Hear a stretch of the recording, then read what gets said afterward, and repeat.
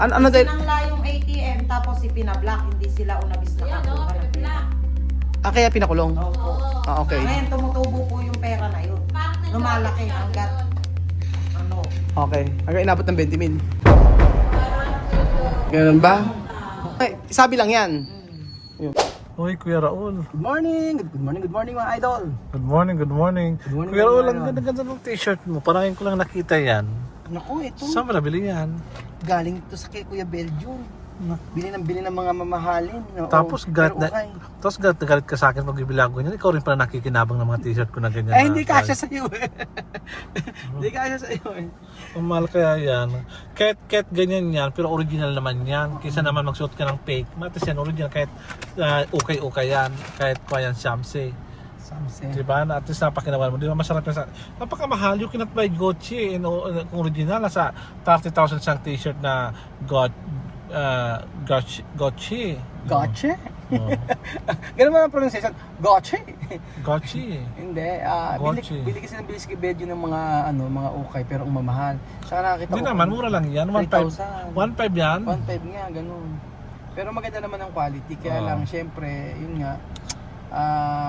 Thank you. Kasi hindi tayo makakasuot din ng hindi tayo makakasuot talaga ng Gucci na damit kung wala tayong hindi tayo mayaman. Kasi ang nagbibili lang naman ganyan ng mga luxury brand, yung mga mayaman na kung gusto mo bili ng bago. Ano yung sabihin? Tayo ay tayo ay mga nasa kwarang tayo. Social, Climber digger.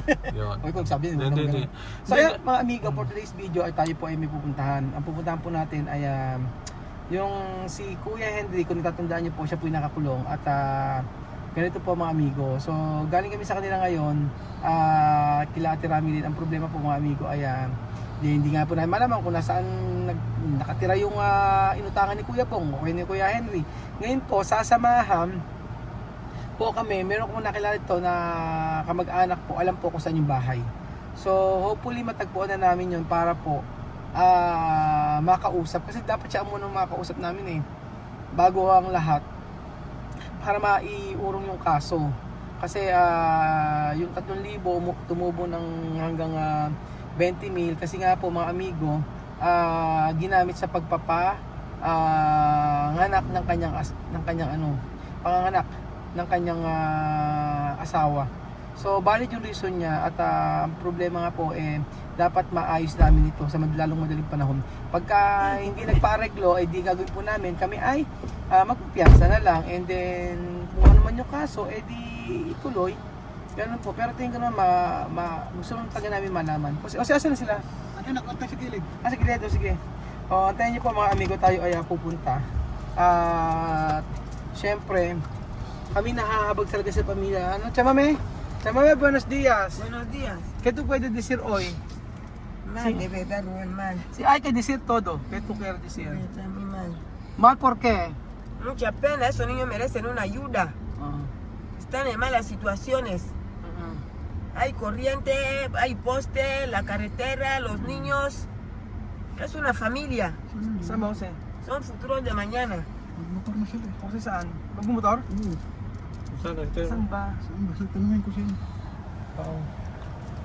Yan. Saan kaya dito? Nasaan na So ba ayun yan? nga, si Chamame ay nalulungkot. Tumadong.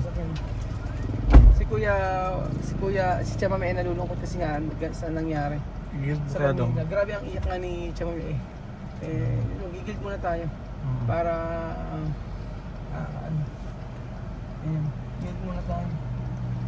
So sasamahan natin mga amigo. Grabe nga yung sitwasyon ng pamilya. Sabi ko kay Ate Rami din, paano mo kinakaya ang lahat, sabi niya. Sabi ko sa kanya, paano mo kinakaya ang lahat sa mga yan, sabi ko sa kanya. Hindi nga masyado makapagsalita, talagang lutang yung isip niya hanggang ngayon. Tapos, pagkasabihan ko nga, Kuya saan? Ayan pala yan. Isasama. Samahan tayo. Sabi, hindi siya makapagsalita talaga na maayos. So, tayo ay pupunta kung saan tayo dali ng mga yun. Sino tutulong sa atin. Kasi kailangan talaga niya kailangan makausap natin Asa na? Sino kasi? Oo. Kung sino nakakaalam po?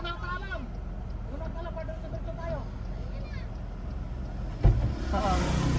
Kaya tutulong na rin po sila mga amigo. Para diretso tayo. So, ayun po mga amigo, babalikan ko po kayo mamaya. Ayan po mga amigo, tayo po ay papunta sa May Hain.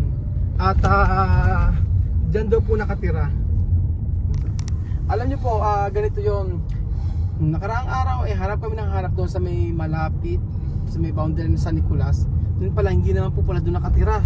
Doon kami pilit na tinuturo. Pero kahit pala maghalugog kami ng isang buwan doon, hindi namin makikita kahit magbahay-bahay kami. Doon pala, yung BN ay nakatira po dito sa May Hain. Ayan po. Papunta na po kami sa Hain mga amigo. Buti lang may magtuturo sa atin. Po. Hanap kami ng hanap. Hanap kami sa wala. Tapos ngayon ito. Pero at least ngayon sure na makikita namin yung tao na pinagkautangan ni tatay. Gusto ko namin alamin mga amigo. Ito sasabihin ko sa inyo, hindi sige sabihin natin na 3,000 ipakukulong, pero dapat maunawaan natin yung side ng isa kung bakit nagawa niya yun. Hindi yun po pwede sabihin natin halagang 30,000, halagang 3,000 pesos ipakukulong mo. Siguro baka may dahilan. Kaya po alamin natin yung posibleng dahilan. Tanong pa lang yata sila. Ito naman sila. Asan? Dito raw? Doon daw sa unahan. Oo, hindi nila alam. Siyempre, matagal siguro sila. Oo, pero at least alam nila. At least, kasi sa malapit, ang layo po, ibang side, ibang lugar po mga amigo yung tinuturo sa amin ng isang araw. Iba na yung iba yung lugar na pinuntahan namin ngayon. Saan yung makita namin? Saan kaya yan? Ay, tinuturo. Ito lang. So, magtatanong-tanong.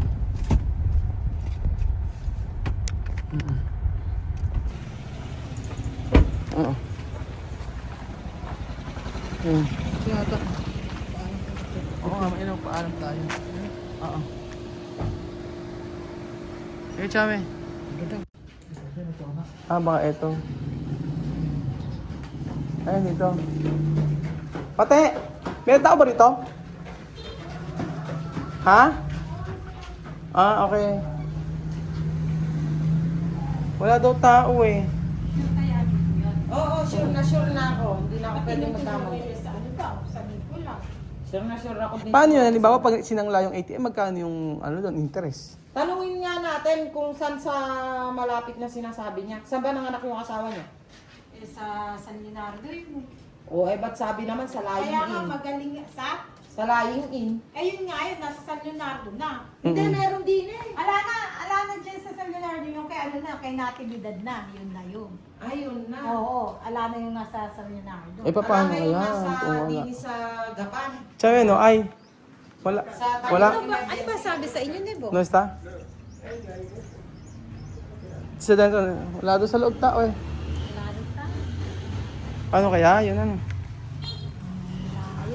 Oo nga, ang layo pa naman. Ang layo nito. Sobrang layo pa naman nito mga amigo. Hain na to. Tapos yung lugar. Isang oras na kami nagbabiyahe. Pero, sige lang. Ang sabi, baka do gabi nandito. Kaya, babalikan namin. Balikan namin kung mamayang gabi na nga lang. Sabi daw baka, sabi na sa Bulacan daw? Kailan pa daw nasa Bulacan? Pagka next week na yan, mapupuntahan. Pero magtanong muna tayo sa kapitbahay, baka alam. Ayan po. Ano dahil? Sinangla yung ATM tapos ipinablock, hindi sila unabis nakakuha ng pera. Kaya pinakulong? Opo. Okay. Ngayon tumutubo po yung pera na yun. Lumalaki hanggat Okay. Hanggang inabot ng 20,000. Ganun ba? Yan yung, sabi lang yan. Yun. Ay, mainit dyan, oh. May aking mainit yan. Hello? Sabing ganun, ano daw? Madala? Madalang umuwi? Ano na? Ala na yung motor naman lang dyan. Paano? Balis na kayo. Madala daw umuwi? Ganun. wala kasi yung cellphone ko na may contact sa kanila. Wala na tayong choice. Ang gagawin natin pupunta lang tayo sa may Gapan para piyansahan. Kasi hindi natin siya makakausap Kaya lang po, total kayo naman po yung kamag-anak. Di ba, ano ba yung sabi ni... Kala ba na ako? May alabang contact doon? Ala daw bang kontak? Kaya nga po mga amigo. Layo nga eh. Sinama kami na kamag-anak. Also sabi ko mga amigo, ito, hindi na last na ito na lasa po ito na pagpunta namin sa paghahanap doon sa may pinagkautangan nila. At mayroon naman bagong issue. At ngayon ko lang nalaman ito mga amigo. Oo ganito nga din. Ganito. May bago na namang issue na naman. Kasme. So ganito, hindi na tayo pupunta dito, huwag tayo magsayang ng panahon tungkol dito sa paghahanap. Huwag tayo mag-aksaya ng panahon sa paghahanap sa kung saan napunta yung kung kanino kung saan umutang. So ang gagawin natin ganire. Ang nangyari, may issue na naman, sabi nga yung ATM daw ay isinangla pala. Yung isinangla ng ATM, si Kuya Bong may ATM ng 4-piece, isinangla, ngayon ipinablock para hindi makakuha ng pera. So yung mismo nakakulong, yun ang sinabi, yun ang kwento lang, hindi pa natin alam ang katotohanan kasi hindi naman yun ang kwento sa atin ng Kuya Bong. Ang sabi ni Kuya Bong on Henry ay ang totoo ay basta may utang sila 3,000 o tumubo hanggang 20,000 tapos yun pinakulong sila yun. So ang kabilang side naman, ang sabing ganun ay yung 20,000 ay napagkakautang dahil sa itinangla yung ATM na nagkatubo-tubo na hanggang umabot ng 20,000. So malabo, walang linaw po mga amigo dahil syempre yung mismong inutangan ni Kuya Bong o Henry ay hindi namin makita. So huli na to, ang gagawin namin mga amigo ay papiyansahan na lang. Hindi na kami maghahanap doon sa may mismong tao para aregluhin. Piyansa na lang ang kailangan namin para malaman ang katotohanan at makalabas si Kuya Bong. So sayang ang oras natin, 2 araw na tayong ganito. Ikot tayo ng ikot, hindi naman natin nakikita. At meron naman tumulong sa atin, pero syempre yung paikot-ikot natin at kanya pa kami nag-iikot-ikot nagtatanong-tanong din kami. Nagtanong-tanong sila, akala nila alam nila yung lugar. Tapos yung babae, siguro si ate ba't alam yung lugar na to. Anyway mga amigo, kami magpapaalam na papahinga muna kami kasi sobra yung yung pag-iikot namin na nakakapagod. At ang gagawin lang po namin next week po, pupunta kami dun sa Megapan, papiyansahan at tingnan natin kung ano yung proseso ng pagpapiyansa at wala po akong idea about dun. So ayun po mga amigo, abangan niyo po yung susunod na kabanata sa buhay nila Ate Ramilin at saka ni Kuya Bong. Salamat po mga amigo at salamat sa pagtutok sa episode na ito. I pray na makalabas po si Kuya Bong. At ano man yung issue na yan, hindi na mahalaga. Ang mahalaga po makalabas at makapagtrabaho si Kuya Bong para buhayin ang kanyang 6 na anak. So thank you so much po mga amigo at God bless.